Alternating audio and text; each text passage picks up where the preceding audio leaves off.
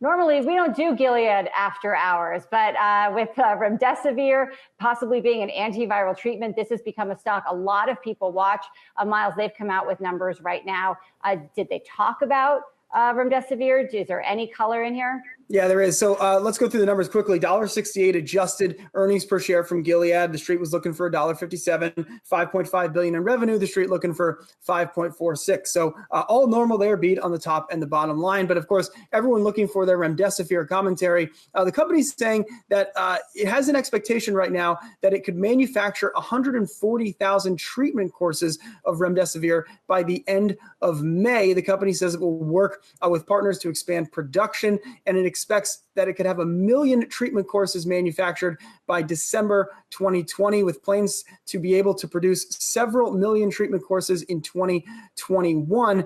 These projections assume a 10-day dosing duration. The number of treatment courses could be higher if you don't need to take Remdesivir for as long a period to recover from the effects of COVID-19. Of course, all this is very preliminary. The company, this is just news within the last 48 hours of how much progress it seems Remdesivir made in some COVID-19 patients. But certainly Gilead is ramping up with the expectation it will be part of some kind of treatment course for folks suffering from COVID-19. And I think we spend a lot of time talking about the vaccine, but the treatment options in the interim so far have really not been much. And I think there's a lot of excitement. The market was excited, obviously, about news that Remdesivir could be a valid treatment for patients. And so the company giving us some outline of what it could look like as that comes into production. But again, that's out to 2021, really 140,000 courses of treatment by the end of May. That's great.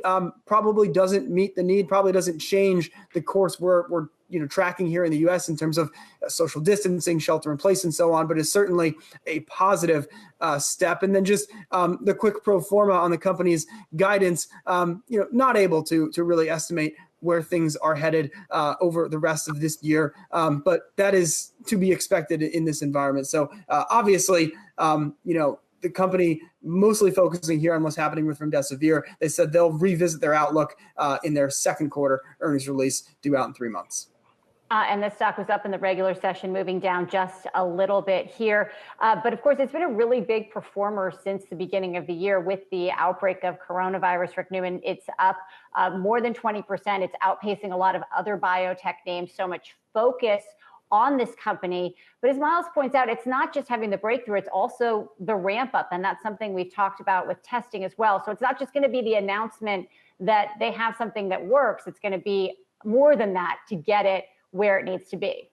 Yeah, investors could be getting way ahead of themselves on this. I mean, there is still a fair amount of skepticism among public health experts that Remdesivir, which most of us never even heard of until the last few days or weeks, that this will actually get through the gates it needs to get through to get into testing in humans and then actually become an approved treatment for COVID-19. That is not a sure thing by any means. And even if it gets that far, this is not going to be a silver bullet for the virus. This is only to treat very sick people who have been hospitalized. It's administered intravenously, so it has to be done in a hospital. It's not a prescription you can get at the drugstore, and it doesn't.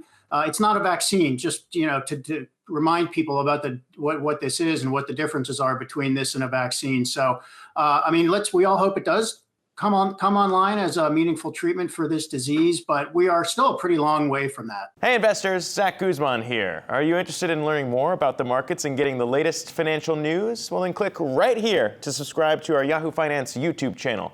Get the latest up-to-the-minute market analysis, big interviews in the world of finance, and information on how to manage your money every day wherever you are.